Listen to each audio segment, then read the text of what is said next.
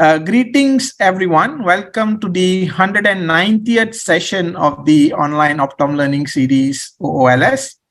And for today's session, we have very immense pleasure to have Professor Dr. Andrew Lee. Dr. Lee is an ophthalmologist.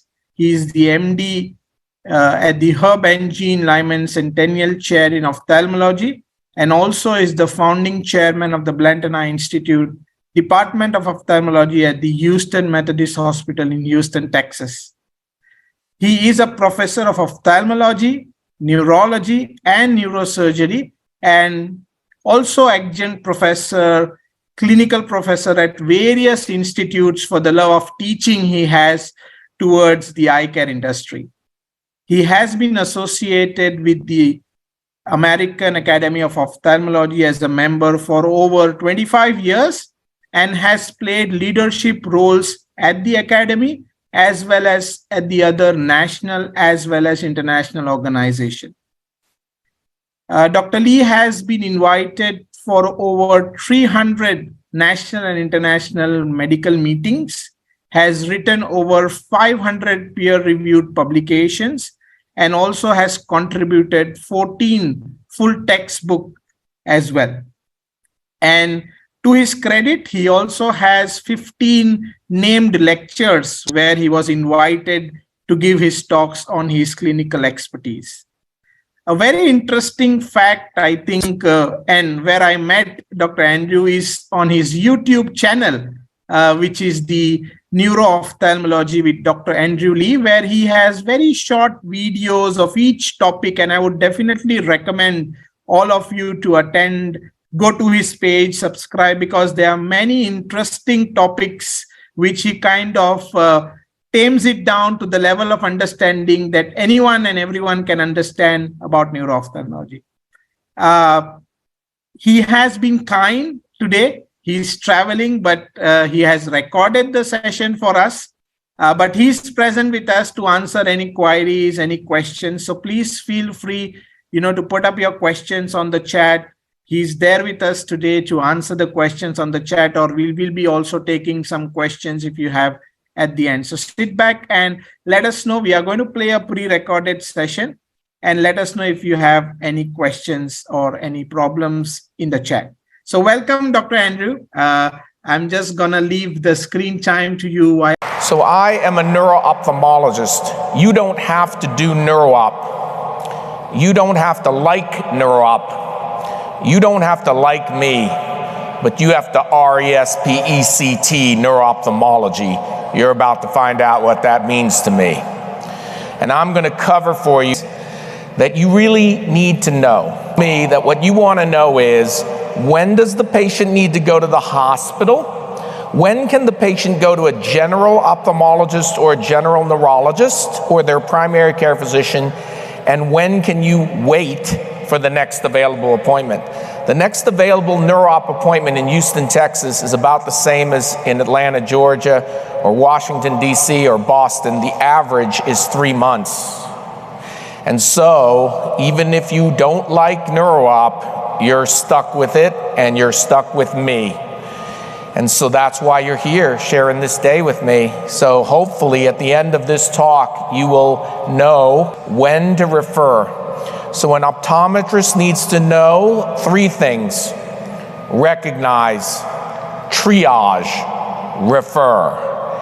Recognize when it's neuro-op, triage when it's badness, and refer to the right place.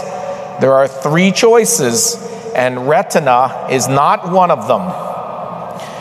In my town, retina serves as neuro-op, however, because they see anything, right? However, these conditions, we're going to skip retina and go to the hospital. I have no financial interest in the contents of this talk, but I have a definite interest in you and your patients. I care a little bit what you're going to write on your evaluation form. P.S. Make it good. But I care more about you and your patients. The best feedback you can provide to me is you see me at another meeting and you tell me that you saved someone based on what you heard today. Wouldn't that be powerful feedback for any speaker? I want you to be the best doctor you can be. I want you to be the doctor your mom already thinks you are. I want you to save someone's life in neuro-ophthalmology. I'd like to talk to you about BMW CAR, the differential diagnosis of acute bilateral ophthalmoplegia. And if you can remember the BMW and the CAR, you'll know that the differential diagnosis is, and these are additional 5 diplopia pearls that can make a difference. And so the BMW stands for B, brainstem disease, botulism, and Bickerstaff, which is a form of the Miller-Fisher variant of Guillain-Barré syndrome with ophthalmoplegia from brainstem involvement in anti-GQ1B disease. Myasthenia gravis and the Miller-Fisher, of course, without the brainstem encephalitis involvement. And so the only thing that separates Bickerstaff and Miller-Fisher is they're on the same spectrum of disease, and they're both ganglioside-related disorders, GQ1B being the prototype, but Bickerstaff has mental status change.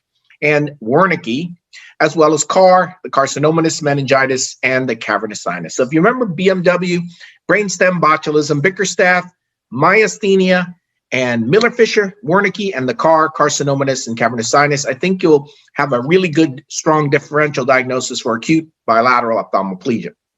But before I tell you about that, you need to know that the Reaper is coming for your patient's eyes or your patient's life. But the Reaper also is coming for us. And in the end, the Reaper always wins. And I'll tell you how we can defeat the Reaper in our own way.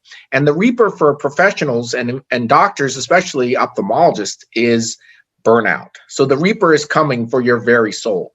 Every day we battle the Reaper, and your superpower is looking in people's eyes, seeing, detecting, and deflecting the Reaper. And the other way the Reaper comes to us is in the form of physician burnout. If you look at burnout by specialty nationally in the United States, this is the AMA data, the average of all physicians is quite high. Ophthalmology is 43%. Now, we're not as bad as neurology or ER or internal medicine, but it's a problem. And if you look at the causes in the Maslach burnout inventory, emotional exhaustion, depersonalization, and loss of personal accomplishment are the most common things that people say. And I really can't do anything about a lot of the things on this list, but today's lecture will end with how I deal with the Reaper. And I think that by having professional fulfillment, that we can overcome all these other things, which are really quite small in the grand scheme of things. So let's just start with this case. It's a 36-year-old white male who has acute, painless, bilateral ophthalmoplegia. And then we're going to just add in the extra little distinctive symptom or sign that will help us differentiate amongst BMW CAR. But as soon as you have this case where he cannot look up, he can't look right, he can't look down, he couldn't look left, you should be thinking BMW CAR from the start in this acute bilateral ophthalmoplegia. So if you have this patient in the ER, the first thing you need to make sure is not brainstem. So any of the killer B brainstem symptoms, we're going to image, of course, and the imaging study of choice is going to be CT plus CTA, non-contrast initially, followed by MRI, MRA. And in the outpatient center, we're just going to start with MRI, MRA. If you have altered mental status, if the MRI is negative, you should be thinking about the Bickerstaff brainstem encephalitis and doing a lumbar puncture for the CAR, carcinomatous meningitis. If you have a history of alcoholism, bariatric surgery, eating disorder, or hyperemesis gravida of pregnancy, and the MRI is normal or may show some non-specific changes, you should be thinking about the Wernicke. And in the Wernicke, even if you don't see the classic white matter lesions in the bilateral periaqueductal gray and in the mammillary bodies, and medial thalami, even if the MRI is normal, you should really be thinking about giving thiamine to acute bilateral ophthalmoplegias, especially in high-risk patients. If it's variable and fatigable, we already talked about myasthenia gravis, and that's the grave in gravis. And that, of course, is going to have a negative MRI, normal pupils. And the ascending polyneuropathy, ataxia, areflexia, and albuminal cytologic dissociation of the CSF, high protein but normal or near normal CSF white count with an MRI negative. That's the stem for the Guillain-Barré syndrome. And when you have the ophthalmoplegia, that's the Miller-Fisher variant of Guillain-Barré, but it's a spectrum. And so if you have altered mental status and brainstem involvement, that is Bickerstaff's brainstem encephalitis. So these are the killer bees. difficulty breathing, difficulty speaking, difficulty chewing, difficulty moving your arms and legs, difficulty with your numbness or tingling, or whatever the brainstem symptoms are. These are the Ds of brainstem disease. And so we're really looking at the periaqueductal gray and the thalamo-mesencephalic junction for the patients who have the third nerve palsy predominant, but it can extend down caudally into the pons. So it really doesn't matter whether it's horizontal, bilateral. Ophthalmoplegia is always going to be brainstem at the top of the differential diagnosis when we have a bilateral acute ophthalmoplegia, and that means imaging of the brainstem. And there's all sorts of killer bee symptoms that are associated with midbrain and pontine lesions. This just happens to be examples of the midbrain brainstem syndromes. Weber, Benedict, Nothnagel, Claude, you've heard all these names where you have hemiparesis or extrapyramidal signs or ataxia or some combination of these things. And it's really not that important that you memorize the syndromic eponyms, but it's important that we have a full neurologic exam in any patient who has acute bilateral ophthalmoplegia, because we were looking for these other brainstem killer bee syndromes. And also the same thing for the pons. So if it's a horizontal ophthalmoplegia, it does not have to be a complete ophthalmoplegia. We're going to be looking for the pontine syndromes that are associated with ophthalmoplegia in the brainstem.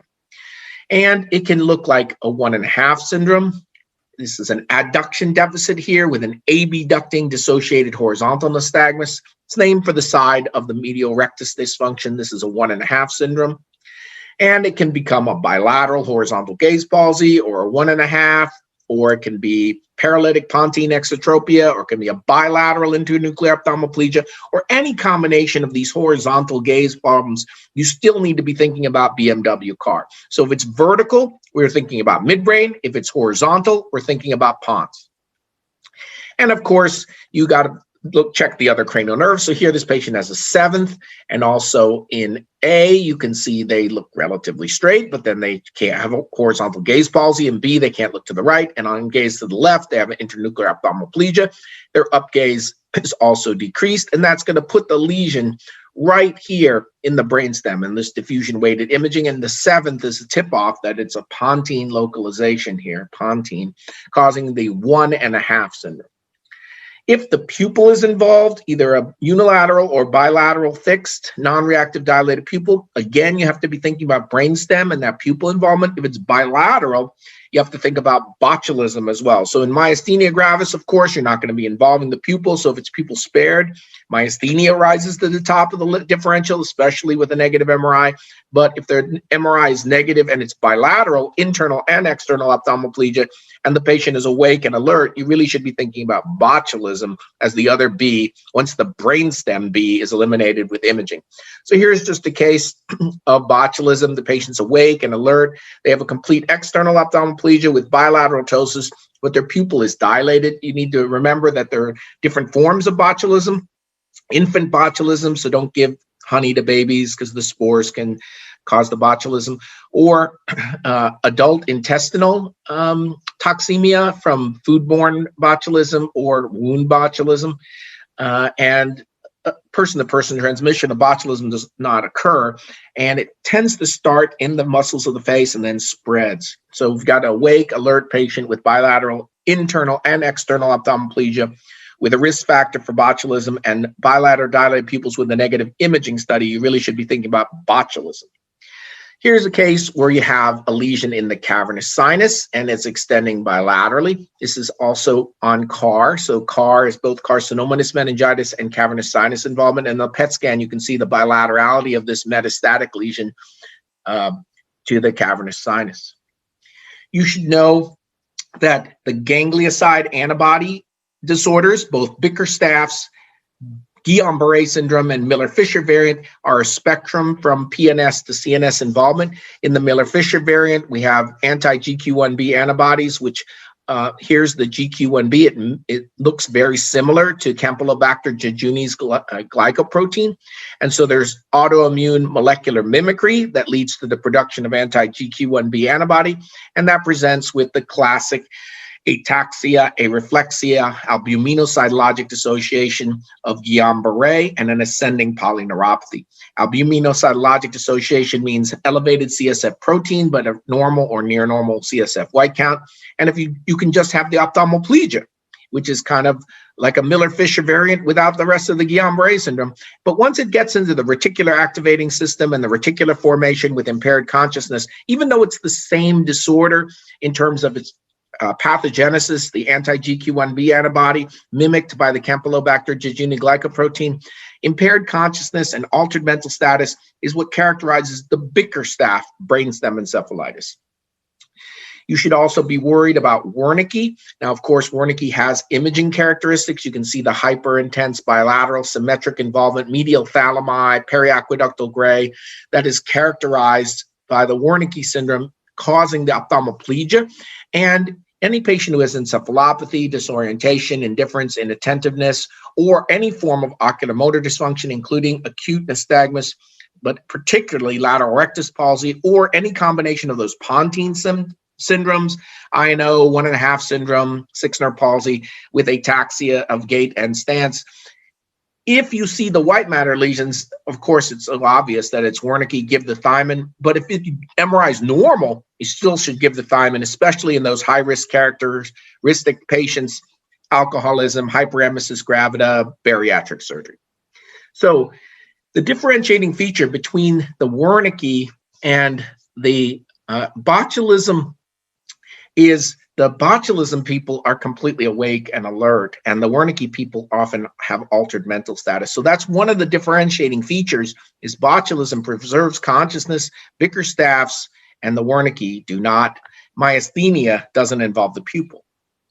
And so if you have acute painless bilateral ptosis, ophthalmoplegia, normal pupils, negative MRI with variable and fatigable ptosis or variable and fatigable ophthalmoplegia, that's the stem for myasthenia gravis. You already know about Lees-P's, no pupil involvement, no pain, no perception loss, no paresthesia. So you should always be thinking about myasthenia gravis in any acute and painless bilateral ophthalmoplegia with or without the ptosis. You already know about the pupil-involved third nerve palsy and how if it's bilateral, we really should be worried about brainstem disease, but it could also be cavernous sinus and also carcinomatous meningitis. So in summary, hopefully what I've covered for you in these 15 minutes is if you're presented with a young white male in the ER with acute painless bilateral ophthalmoplegia and any of these plus signs, you should be thinking BMW car. Any of the other killer B symptoms, brainstem, diplopia, dysphagia, dysarthria, difficulty talking, difficulty walking, difficulty speaking, ataxia, these are the signs or symptoms that suggest brainstem involvement, and we're always going to start with a CT in the ER, followed by MRI, MRA, because MRI is better than CT for the brainstem. If you have altered mental status, that is one of the differentiating features that suggests it could still be reticular formation involvement, that's the Bickerstaff, or the Wernicke encephalopathy, because both Bickerstaff and Wernicke have encephalopathy. Myasthenia gravis and botulism do not affect level of consciousness. If you have a risk factor, such as alcoholism, bariatric surgery, eating disorder, or hyperemesis gravida, especially if the MRI scan is normal, just hit the person hard with thiamine. I give IV thiamine, 500 milligrams TID for several days. We also give concomitant magnesium to these patients. And that's the Wernicke, the W in BMW. If you have variable and fatigable ptosis with normal pupils and a negative MRI, and there are no Lees-P's, no pupil involvement, no pain, no paresthesias, no perception loss, you should be thinking about myasthenia gravis. And the gravis in myasthenia gravis is they could get respiratory failure and die. You should think about the Guillain-Barré syndrome, but the entire spectrum of anti-ganglioside antibodies, but the prototype is GQ1B. When you have an ascending polyneuropathy, ataxia, areflexia, and albuminocytologic dissociation, high protein but normal or near normal CSF white count, that is the A's of the Guillain-Barré syndrome. If you have the ophthalmoplegia, we call that Miller-Fisher variant Guillain-Barré. And so at the end, I told you, when the God of death comes for you or your patient, what shall we say? In the end, the God of death always wins. But what we say, both professionally against burnout and to the reaper when he's coming for the acute bilateral ophthalmoplegia patient, not today. And so My first and second mountains are in PubMed. You can see I'm on my second mountain here in 2021. You are my second mountain. There's only one thing to say to the devil of physician burnout: not today. So I enjoy giving these talks. I'm happy to be with you, even if it's virtual. You are my second mountain. You are how I achieve professional fulfillment and defeat the Reaper. And so every day in clinic, not today, not today, not on my watch, not today. It's the only thing we should say to the Reaper. And you should be thinking about BMW car in any acute bilateral ophthalmoplegia.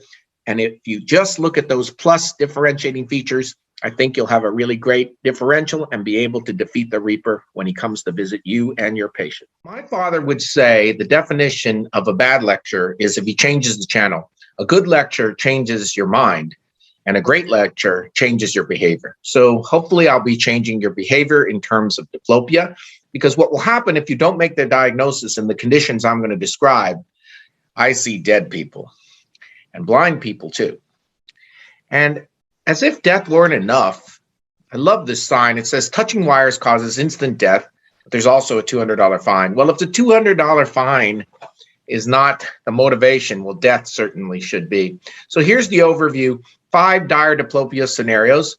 If it's not isolated, and by not isolated, I mean pain or other cranial nerve palsy, then you should work it up. An ophthalmologist should be able to count to 8.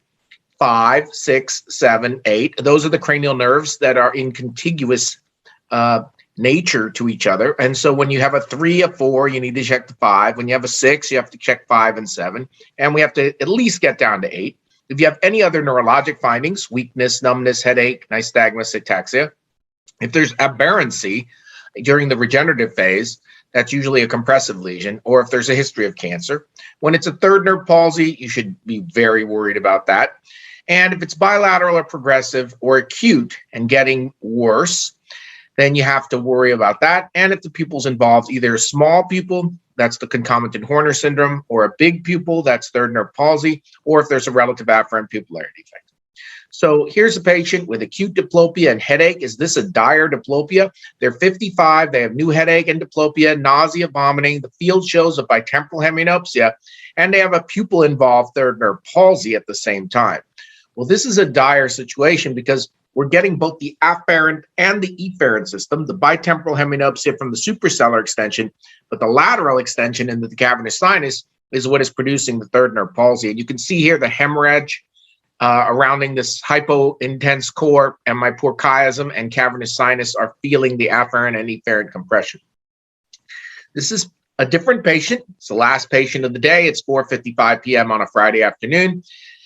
They're 60, they have diabetes and hypertension, new onset ptosis of the right eye, diplopia for 2 days, elevation, depression, and adduction deficit in the right eye. So what's the most important part of this exam? And what are we going to do? Are we going to call neurology, neurosurgery, neurology, neuroradiology, all of the above? So here's the patient. They have a complete ptosis and an ophthalmoplegia. Well, this is the highest stakes encounter that an ophthalmologist will see. And we need to do a non-contrast CT first. And what we're looking for is this subarachnoid hemorrhage. And aneurysms account for about a third of the third nerve palsies. Unruptured, the rate of subarachnoid hemorrhage is 1 to 3%. But once you get a rupture, you have a 50% chance of dying at the scene. Half the people never make it to the hospital. And the symptomatic aneurysm rupture rate is 2.4 times higher than the asymptomatic rate. And so we'd like to treat this aneurysm before the rupture. This is the highest stakes encounter that an ophthalmologist will see. In the typical 60-year-old with hypertension and diabetes, this patient could be a vasculopath, in which case it's just going to go away by itself, live, or it's going to rupture and they're going to die. Half the people who survived the rupture and the subarachnoid hemorrhage are permanently neurologically impaired. And so treating the patient before the rupture is super important. So here's the aneurysm causing this third nerve palsy, and a diagram showing a stent-assisted coil is going to be placed here. And you can see here this peanut right here. That peanut is the aneurysm of the posterior communicating artery. And this is post-endovascular coiling, and you can see we have a complete obliteration of that aneurysm, and that's a cure. Have a nice life. So there's a risk stratification for these third nerve palsies. In the red zone, the highest risk, subarachnoid hemorrhage and worst headache of my life It doesn't matter what the pupil is doing in that third nerve palsy. High risk, pupil-involved third nerve palsy. That's the rule of the pupil. A pupil-involved third nerve palsy is an aneurysm of the posterior communicating artery until proven otherwise. Moderate risk is partial pupils or partial palsies. That is, the pupil is still reactive, but it's slightly larger, or not all the divisions of 3 are involved. That's a moderate risk that still needs imaging. And the low risk is the one you learned in the book, a isolated vasculopathic pupil spared third nerve palsy. You could observe that. However, you might still image that. And lowest risk, if you just have a dilated pupil, that's the lowest risk. Or if you just have a ptosis, that's also the lowest risk. So translating this into the Lee Homeland Security color codes, in the red zone, subarachnoid hemorrhage, third nerve palsy, you need a non-contrast emergent CT, and you might need an angiogram after that, especially if it shows subarachnoid hemorrhage. And in the orange zone, pupil-involved third nerve palsy, that's going to need an urgent angiogram of some kind. In our hospital, that's non-contrast CT followed by CTA, MRI, MRA, and then angiogram.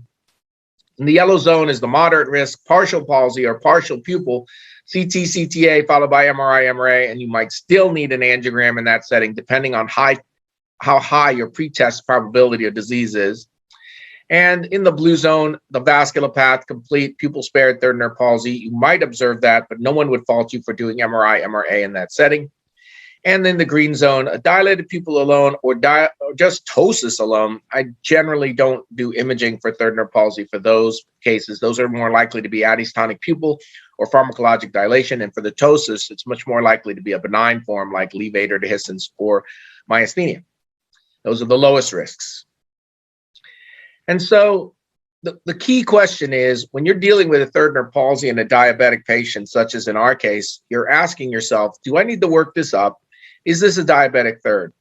And if you add in the RAPD, then that's not aneurysm anymore. So once you have the afferent and efferent, the RAPD, and in a diabetic, the thing we'd be worried about is an orbital apex lesion, such as mucor, but you should also be thinking about pituitary apoplexy. So when you have that afferent and efferent problem, you really should be thinking about pituitary apoplexy, orbital apex lesions, and in a diabetic, mucor. This is Lee's rule of cancer. This is a 65-year-old patient with a history of lung cancer and diplopia. And the rule is, it is that cancer until proven otherwise. And if it comes to me from the cancer hospital in our city, that's the University of Texas MD Anderson Cancer Center, a hospital devoted just to cancer, then it is that cancer until proven otherwise. So my behavior change ask for you is, instead of just writing lung cancer, please write the stage and whether there's recurrent or metastatic disease. This helps us stratify how likely this is to be the cancer. So PMH stage 1A lung cancer, status post gross total resection in 2000 with no recurrence or metastasis, versus stage 4 lung carcinoma, status post resection with multiple liver and brain mets, status post chemo and radiation therapy. Well, obviously patient number 2 is a way higher risk of having the cancer be the cause. And of course, if it comes to you from oncology or from the cancer center, or the person has metastatic cancer, it is that cancer until proven otherwise. So any diplopia in a cancer patient is dangerous.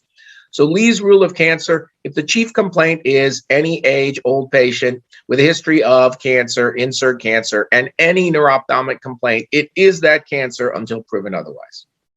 You should know that it can always be myasthenia gravis, especially if there's no P's. So the reverse is also true. Before you make the diagnosis of myasthenia in any pattern of ophthalmoplegia, even if it looks like a standard 6th or 3rd, you must make sure there's no P's. The P's are no pupil involvement, no proptosis, no pain, and no loss of perception or paresthesia. The reverse is also true. If you find any of Lee's P's, pain, pupil involvement, proptosis, perception loss, that's the RAPD and the afferent side, or paresthesia, you really should think that's a dire diplopia.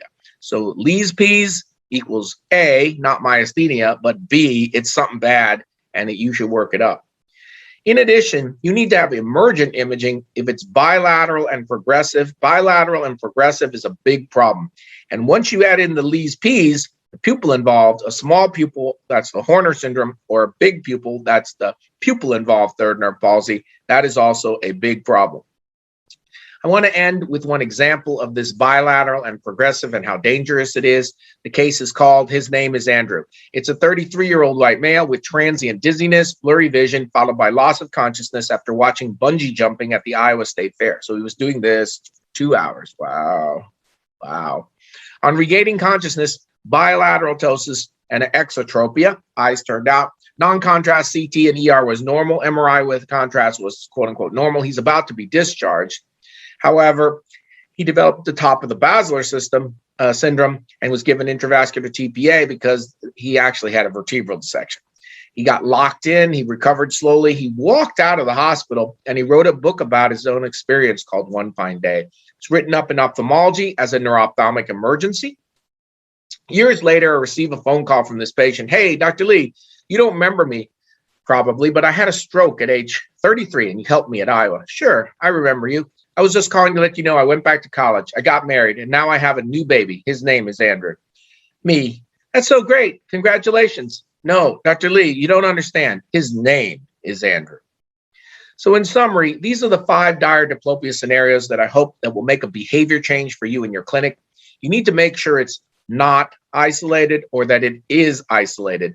And by isolated, I mean you checked the other cranial nerves, you asked about pain, because severe pain and any other cranial neuropathy is badness. You need to be able to count to at least 8 because the nerves are contiguous. 3, 4, 5, 6, 7, 8. And now you've heard about 2 in that list. You need to be able to go from 2 to 8. The 2 is RAPD. Make sure there's no RAPD. And then once you involve the pupil, that's Lees-Pease, and that converts that diplopia to a dire diplopia. There shouldn't be any other neurologic finding, weakness, numbness, headache, nystagmus, ataxia. If they develop aberrant regeneration or they have a history of cancer, that's Lee's rule of cancer. It is that cancer until proven otherwise. Any third nerve palsy, you must do the Lee homeland stratification for risk. The highest risk, pupil involved with worst headache of my life, but pupil involved and partial pupil are all dangerous. And I would recommend that you consider imaging all third nerve palsies, unless it's clearly just a dilated pupil, which isn't a third nerve palsy, or if it's a complete vascular path, isolated and getting better.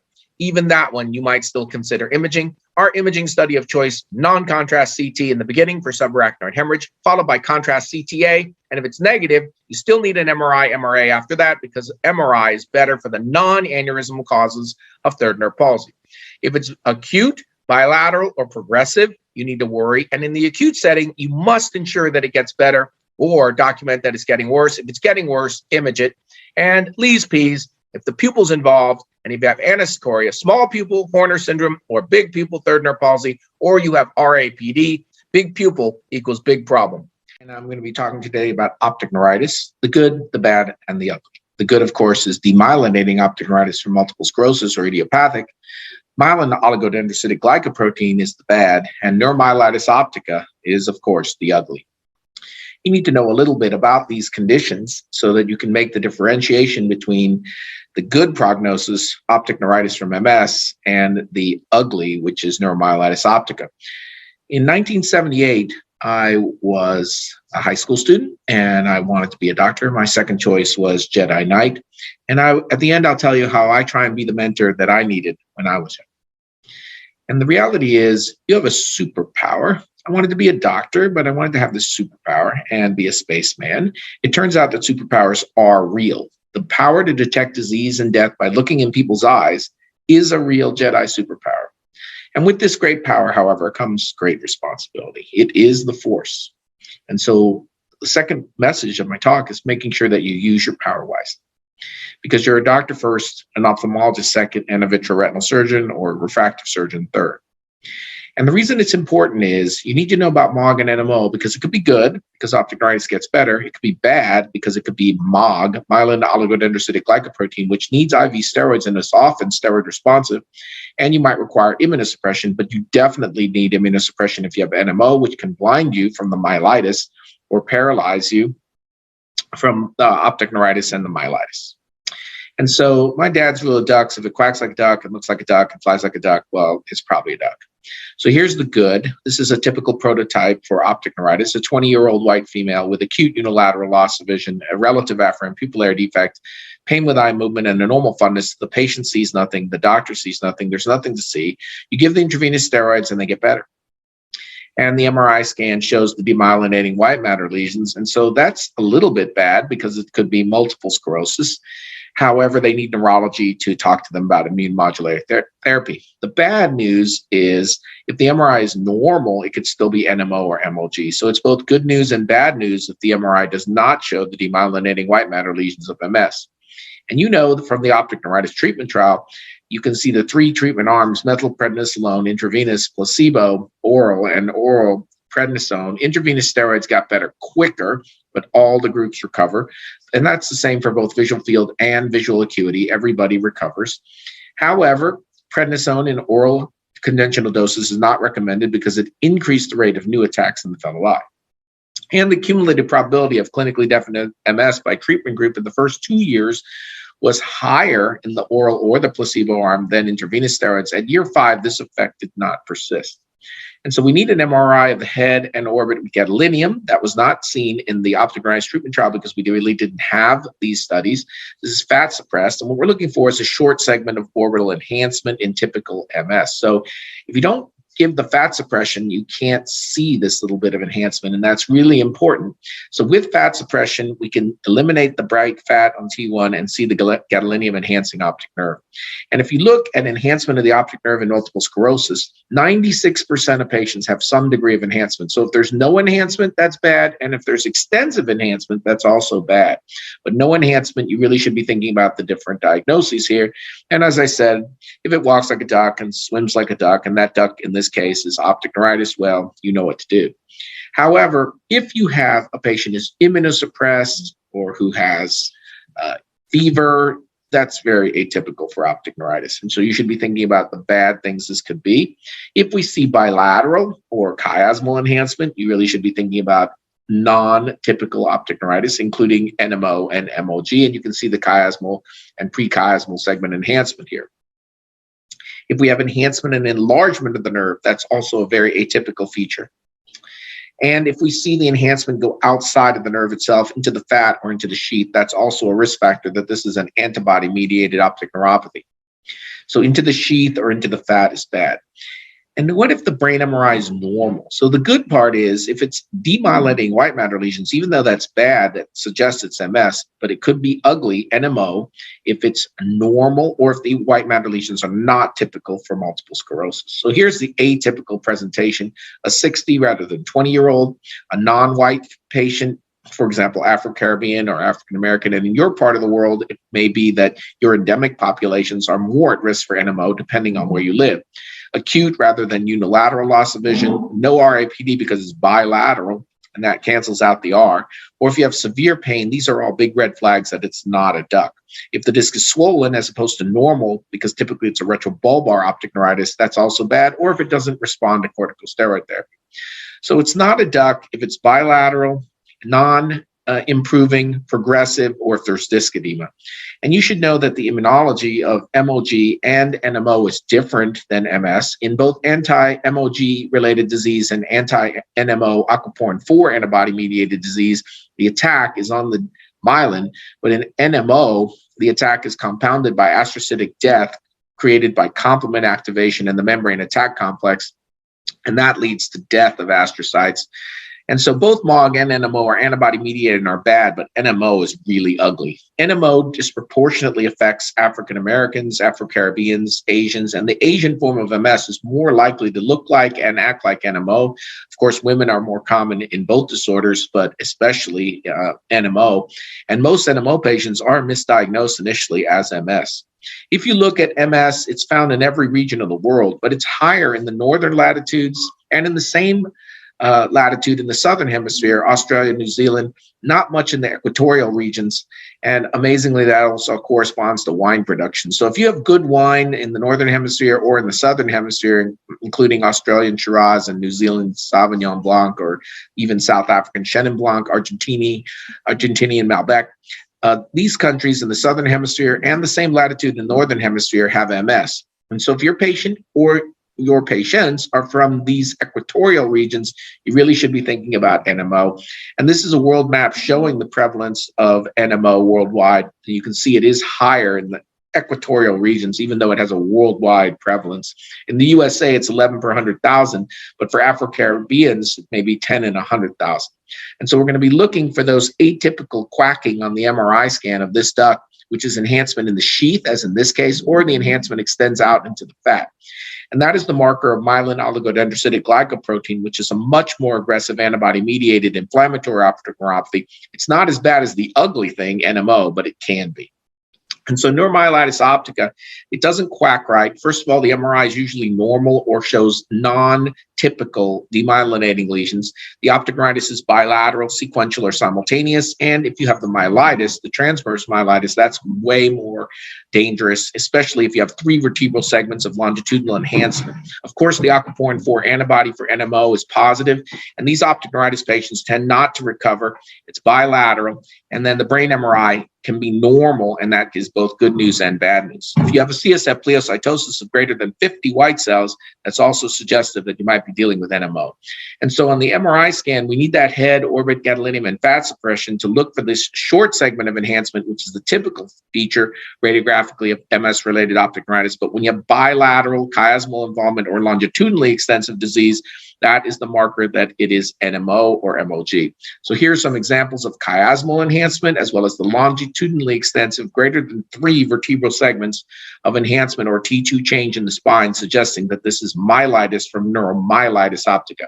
And if you look at this paper from Steroni et al. About the enhancement patterns, anything that's involving the chiasm or the tract or bilateral, those are the big red flags that this might be NMO. And on the MRI scan, what we're looking for is the white matter lesions of MS are not the typical ones, and in fact are involving the aquaporin 4 rich areas.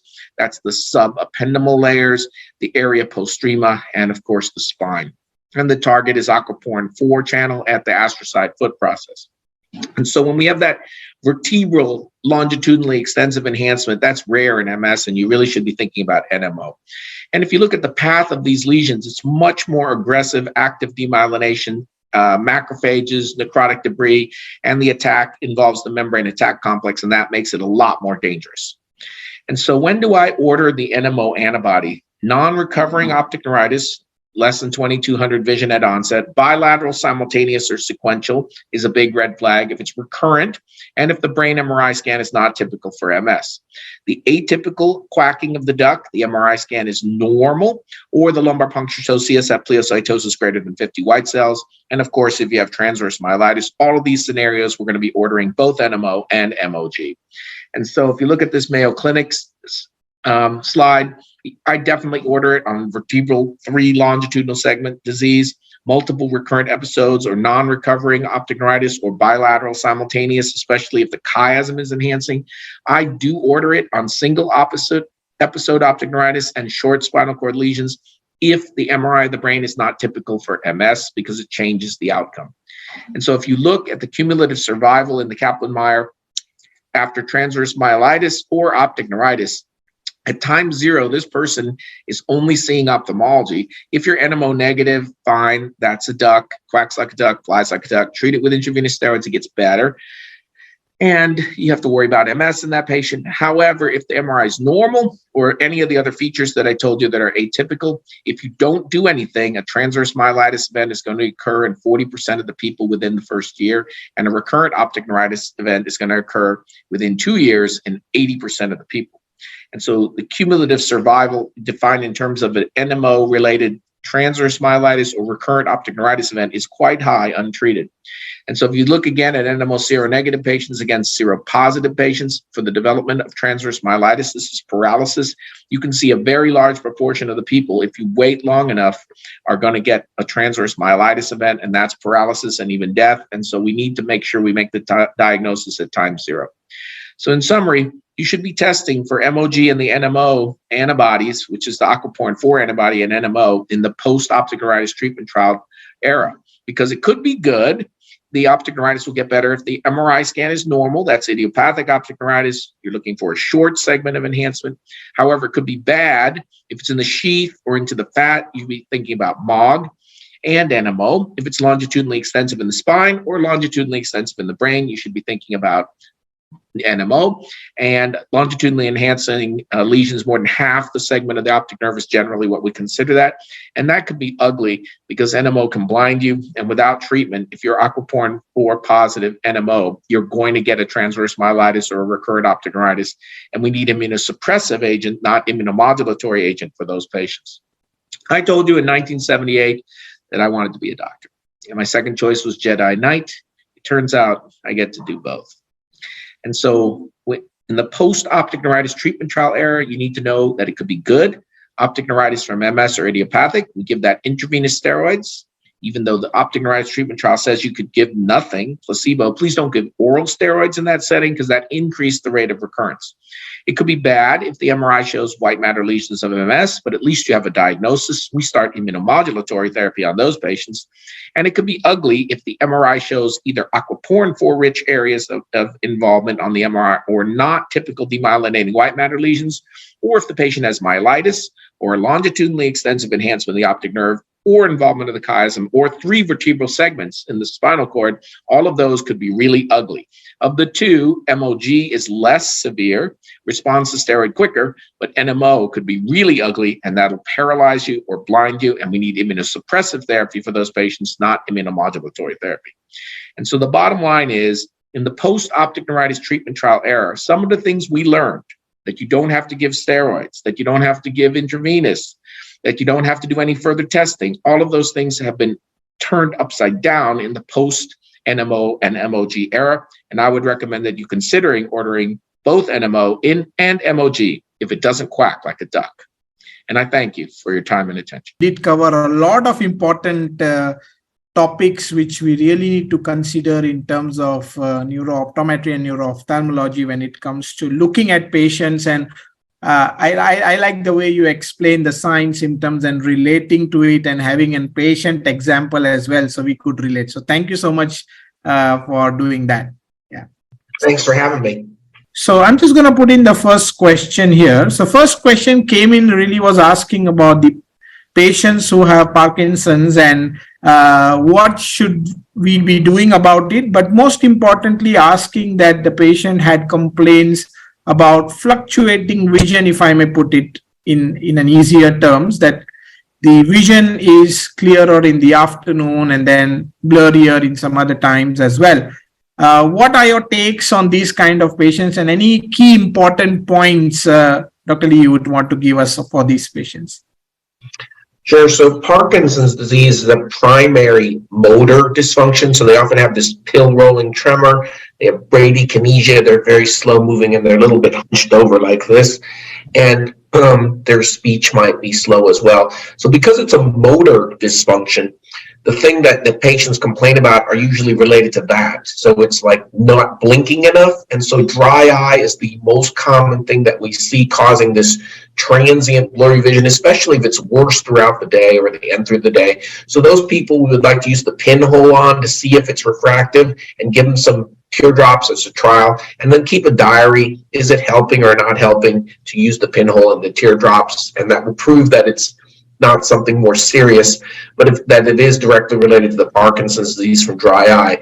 The most common efferent motor complaint is convergence insufficiency. So those patients complain about blurry vision and double vision at near because they can't converge. And so they have an exotropy at near that is a lot worse than at distance or even non-existent at distance.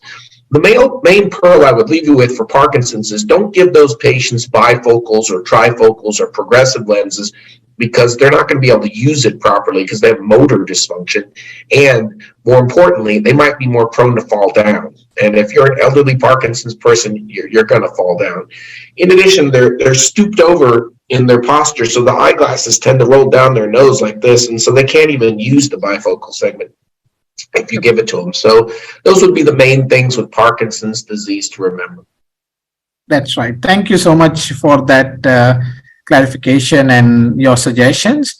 The other question was related to visual field, and I see you have also answered that, but just to reinitiate, what type of visual field testing and when do you want to order for a visual field test, if any, for your patients, if you would want to summarize your answer? So when you're doing a screening visual field, any automated perimetry will do. However, in patients who have known optic neuropathies, for example, glaucoma or optic neuropathy from a tumor, we really need to have a standardized approach. There are a number of different machines out there.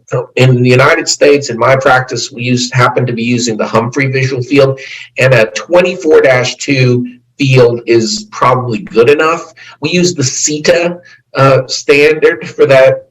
It speeds up the process of taking the test, but not the CETA fast for our Humphrey machine. And in terms of follow-up, it depends on what you're looking for. So in patients who have most neuro-ophthalmic disorders, optic neuropathies, bitemporal hemianopsia, and homonymous hemianopsia, an automated threshold perimetry, whatever you have, but in US, 24-2 is fine. But if you're looking for the center, you need a 10-2. And the most common thing that we use that for is hydroxychloroquine toxicity screening. So a little bit different strategy depending on where you're looking. But in general, a central field of some kind, usually 24-2 Humphrey. That's right. And I think in visual field, Humphreys is kind of very widely spread use. So using that. But nowadays, there are new strategies coming up with, the CETA fast and the CETA faster. Any experience on that for the use in neuro-ophthalmology, or you would prefer to stick to CETA standard? So for screening purposes, the faster algorithms are faster and therefore are okay. But for thresholding purposes and follow-up purposes, probably you should use standard, CETA standard for the thresholding algorithm and not the fast. Right. Yeah. Okay. The other question looks like, it's kind of a case, and I'm just going to put that up. There was, this is a case scenario where the patient came in, complained of sudden blackout of vision, but then, he was okay after certain seconds of time. In terms of assessment, pupil was fine. The extraocular motility was also normal. The confrontation test was also fine. But he had a recurrent episode, I guess, after 2 weeks where the vision was also again finger counting at 2 meters. Any thoughts over this kind of patients? Would you want us to do some tests or probably, think about any diagnosis? Yeah, so whenever you're confronted with a transient event, the thing you're worried about in older patients is a transient ischemic attack. And for vision, that's often known as amaurosis fugax. So the benign things don't normally cause count fingers, hand motion, or worse vision. And so when you have that level of vision loss, almost always the easy things are not going to be the cause, like dry eye. You do have to do an eye exam and make sure it's not angle closure or uveitis or hyphema. But if you really have a truly normal eye examination in an elderly patient, you really shouldn't be working that up on your own. That should go to the hospital. So normally we use ABCD2, the age. So the older the person is, the more likely it is to be a TIA, a transient ischemic attack. B, blood pressure, if they're hypertensive. C, what are the other clinical features? You have to ask them if they have weakness or numbness or tingling, difficulty speaking. All those have to go to the hospital. And the D is duration and diabetes. So if you have diabetes and hypertension and are over the age of 50, you really should be going to the hospital. And a case like this where you have transient count fingers vision, even if you have a normal eye exam, and maybe even especially because you have a normal eye exam, that needs to go to the stroke center for a stroke workup because they might be having a stroke. And so even if it's transient, you still got to work it up for stroke. That's TIA. In a young person, it's almost never a stroke. Those are usually migraine patients or they have something else benign. But really, as an optometrist, you probably shouldn't be working this up at all. Your job is to make sure that it's not the eye. Look at the eye, and if the eye exam's normal, that needs to go somewhere else. That's right. Yeah. And I think on the topic of migraine and associated, the next question talks about patient having headaches and walks into the clinic, and on eye examination we find a significant refractive error. What's your take? Should we prescribe that significant refractive error, or we must kind of do a full neuro workup, refer first and then prescribe the refractive error? So the whole idea is asking basically the role of refractive error management in patients who we suspect having some neurological issues or problems? Yeah. Yeah, so as you know, refractive error can cause eye strain, and the most common is you're undercorrected or you're overcorrected. So it's worthwhile to give this person the right refraction no matter what.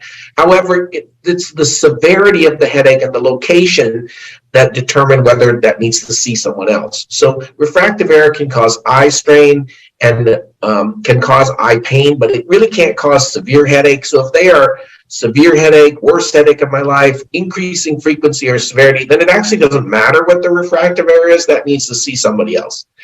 You need to do a full eye exam because what we're looking for in this setting is papilledema, and sometimes the refractive error shift is caused by the globe flattening. So the fluid in increased intracranial pressure can flatten the globe and cause a hyperopic shift. So a marked shift in refraction, you really probably should be looking in the eye for a cause. And then you're going to try to tie that cause in to headache. If, however, it's a mild refractive error, or they have had, you've been seeing this patient for a long time and they just have eye strain, well, then that doesn't actually need a full neuro workup. So the refractive error, I guess, is not really the issue here. It's the severity and type of the headache. So bad headache, new headache, headache associated with focal deficit, headache with cough or position. These are headaches that you should not be fooling around with. But regardless, they need their glasses. Right. Great. And I think I'll just take one question. This is just a general question, because when we started the talk, you did mention that you would like to see a good referral form when it comes to you, and the optometrist kind of refers patients. So probably I just want to know, what are the tests you are looking for from the optometrist when we refer? So what are the things? Some of it you did cover, that write about the details, the exact details and things like that. But if we were to choose that these are the 6, 7 or 8 tests we definitely need to do before we kind of refer, if you can tell us what things are you looking for in that referral form, so it makes our life much easier to kind of do the examination. Yeah, so if you have an unexplained vision loss, the things you need to do are make sure it's not the eye, and that means doing a full exam and not skipping any of the parts. If you detect an RAPD, that's already all we need. So if you have RAPD, that for sure needs to be referred. That's really the only thing that has to be included in the referral. They have unexplained vision loss and an RAPD, that's optic neuropathy. You have to do a formal visual field, because what we're looking for is homonymous hemianopsia or bitemporal hemianopsia. So any respect of the vertical meridian in the field, doesn't matter what you choose, but again, Humphrey 24-2 is probably the way to start. That also is all we need. So don't just say they had a visual field defect, send us the field so that we can see what you saw. And if it's homonymous or bitemporal, that's obviously neuro-ophthalmic and has nothing to do with optometry at that point. If you saw something in the back of the eye, we need to know what you saw, and ideally take a picture of it. OCT also through the macula and around the optic nerve would help us understand what you saw. So when you send us a patient, write down what you saw, not necessarily what you think it was. Just send us what you saw. You saw something, you took a picture of it, you did an OCT. We'd love to see that so that we don't have to repeat it. And in the emergency room in the hospital, we actually don't have a field machine or OCT. So if you don't send it to us, we're like trying to figure out the problem with one hand tied behind our back. And also the next day, they're going to have all the tests repeated. So a Humphrey, an OCT, a good pupil exam, and take a photograph of whatever you saw and send it with the patient. If it's still unexplained after you did all those things and it's not acute, that can be a next available person. So we need to know about the severity and the timing. And that's what I mean by recognize, triage, and refer. I saw something, but then the second part, triage. Is this an emergency or not? And that's really the information we need. Acute and severe are the two buzzwords that get your patient faster into neuro. If it's acute and severe, that needs to be communicated to us, because that's going to get admitted to the hospital. And it actually doesn't matter what follows. Acute, severe vision loss, acute severe ptosis, acute severe ophthalmoplegia, acute severe anisocoria. It actually really doesn't matter anymore. It's the acute and severe that gets you to the hospital. not necessarily the finding. That's right. Yeah. So I think thank you very much, Dr. Lee, Professor Lee, for sharing that expertise with us. I think it really is important for us to kind of do a good eye exam, and as you mentioned, these battery of tests and sending the reports. I think this is a very important key message. Usually, we just write a letter and just send it, but attaching those visual field fundus reports and probably highlighting the area where you found that this could be probably something which is abnormal, maybe you don't know what it is, but just highlight it down so it makes your life in the emergency room much easier to make a proper clinical decision and diagnosis and start the treatment rather than waiting and repeating the test, right? Yeah. So with that, I think thank you so much once again. Take care. Thank you for joining us this morning on your holiday and doing the session with us. Thanks for having me. Yeah.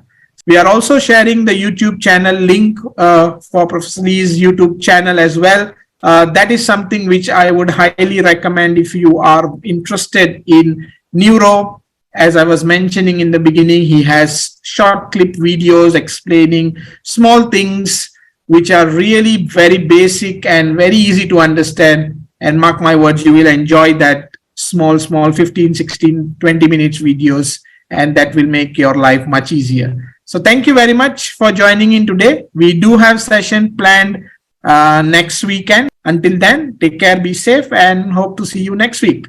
Bye-bye.